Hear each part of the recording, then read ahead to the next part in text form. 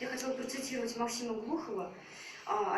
Алимжан Мустафьевич Орлов, доцент Нижегородского сельхозинститута, автор упомянутой нами работы «Мещера», «Мещеряки», «Мишари», поделился со мной той информацией, которая содержится в некоторых рукописных историях мишарских селениях Нижегородского края. В одном из них говорится, в Покров собирались вместе парни и девушки, готовили кушанье, юноши играли на балалайках.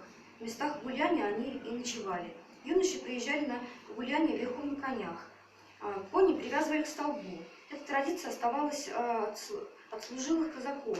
Они одевали глубокую голубую льняную рубашку с красным воротником, большую меховую шапку, суконные чулки, белый зипун, летом белую шляпу. Процитированные предания и множество других этнографических данных говорят о том, что сергаческие татары длительное время были в лоне православия. Спасибо за внимание. Сереж, давай, прям садись.